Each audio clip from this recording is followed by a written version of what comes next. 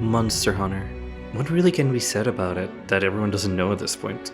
This game series goes back 20 years at this point and has defined a gameplay loop that no other game has really been able to capture. Not really, at least. My personal introduction to the series was Monster Hunter 3, and as a young kid, I was struggling. And that's not even getting into the underwater combat. And now Wilds is just around the corner. The game looks beautiful, and while I didn't get to try it personally, the public beta only seemed to garner even more excitement. However, my true introduction to what Monster Hunter had to offer, and what I'm guessing is a lot of other people's first introduction, was Monster Hunter World. So many first experience what this franchise has to offer through this game. Hell, I would say I hadn't really played a Monster Hunter game until I played this one, from beginning to end. So, with Wild so close, I want to have this game fresh in my mind, as well as making this little video journal for anyone who wants to go down the memory lane alongside me. So let's boot it up.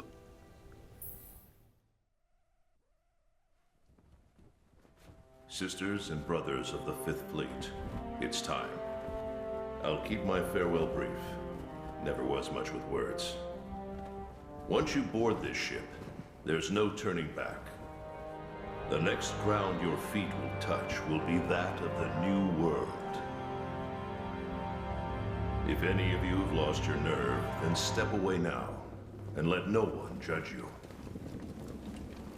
Very well. Then sail safe and strong, and may the Sapphire Star light your way.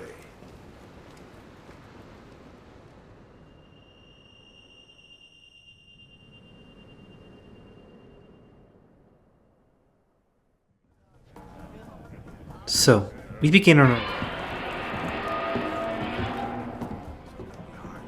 Anyways, we begin on our way to the New World. We get acquainted with a few elements that will remain a constant throughout our journey, like Palicos or the Slinger, before getting to create our Hunter. I will say that I love creating characters' looks. If I hadn't had a look in mind from the beginning, I would have taken much longer than what I did. And as Plus, you do get to customize your own little Palico sidekick. After that, not much else happens. We get to see our character, meet our quest giver, You're on the A-list. and touch ground. I happen to be an A-lister myself.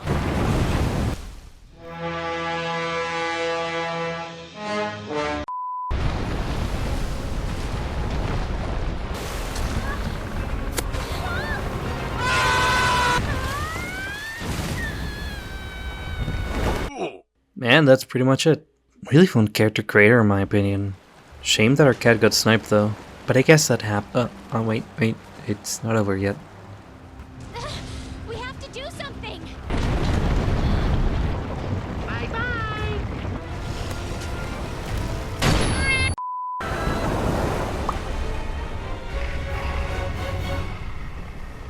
Okay, now for reals, that was the introduction. From here we get to explore the first map of the game, as we make our way towards the hub area. It's a bit slow given all the tutorials that it shows us, but it isn't long before we get to pick out a weapon. Personally, I'm kind of a charge blade person.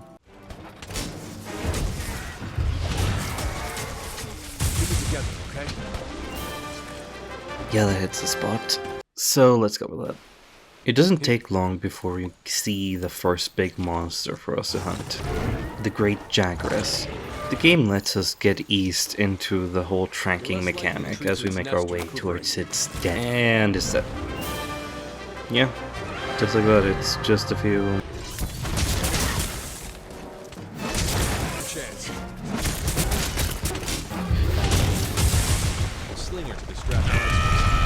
From there, I thought it would be a good idea to pass by the blacksmith, now having some more materials to work with. And while yeah, there are specific gear sets for catching up towards the latest expansions level, I personally think it's more fun to play without them. So, at least for now, this is what we'll be going with.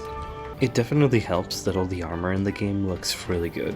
From here, the game introduces us to expeditions, pretty much heading out into one of the maps without a mission specifically. We find one very large chicken while trying to set up camp, but that is not really much of a problem. One thing that is really nice is that the map isn't really locked. From here I basically make a beeline towards the other camp areas to have them all unlocked straight away. Aside from catching basically anything that moves, and other crucial things like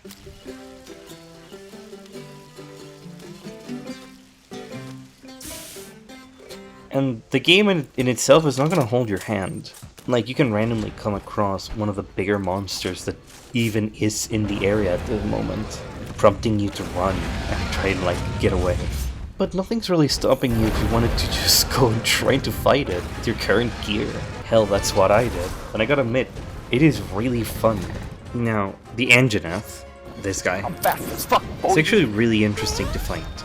Having a lot of very large hitting moves, moving a lot, tossing you, jumping at you. It makes for a really dynamic fight early on. Plus, you are out in about 2 or 3 solid hits if you're not careful. So taking him down early is really satisfying. A lot of the early game is somewhat slow if you know what you're doing. Our next monster to fight being a poison bird, essentially. So it is pretty fun to go out of our way and do something a lot more high stakes. That being said, the poison bird isn't really that much of an issue, and goes down pretty easily as well. One of the rewards for clearing that quest, however, is our next area, the Wildspire Waste. A change of scenery I personally appreciate. While it looks like a basic desert area, it's extremely varied. It's honestly a joy to go around it. Our first mission there is an escort mission. Joy. Pretty much just trying to go along at their pace. We are meant to keep them safe, so when we come across this large wyvern and they need us to distract her while they pass by, I took the chance to, you know,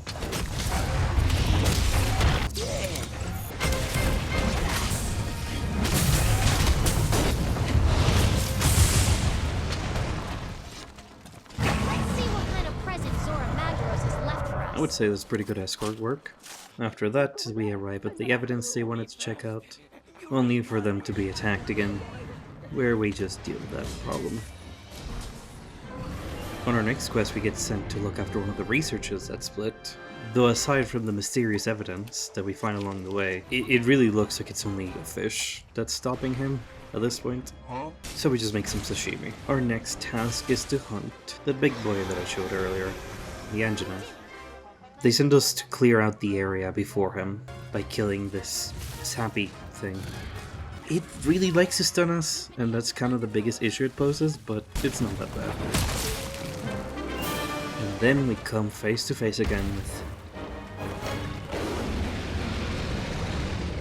which, well, really fun, isn't a big deal at this point, kind of being a little bit more routine than anything.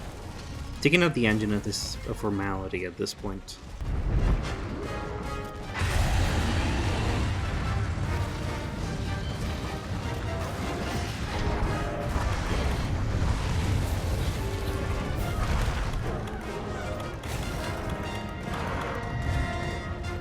There he is, the Rathalos. This has to be one of my favorite monsters in the whole franchise. And he gets introduced as early as this mission. Kinda couldn't help but go for it. Take out the big flying dragon thing. Similar to Anjanath, it is really fast, and its attacks are very punishing. It has a long reach, and with its flight you need to be very careful about when to attack and not. Plus, unless you have really high fire resistance, a single one of its fireballs can just take you right out. It's a much more paced battle compared to the Anjanath, but it feels just as good to get through it.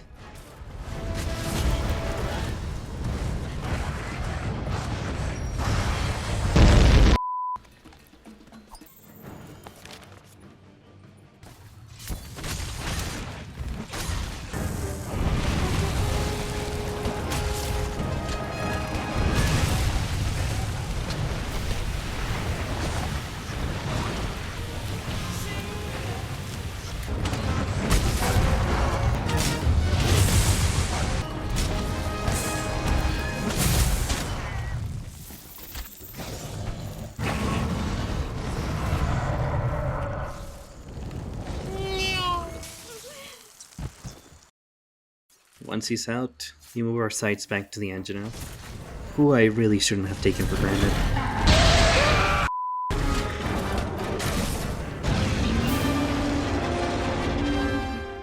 Our next mission is to hunt down Soromagdaros. Get to your posts now! You know, we really should have thought about this more. And that's that. The first half of Monster Hunter World. On its slow rank, at least. Which is like a third of the full game, without counting the end game or its expansion. What did I get myself into?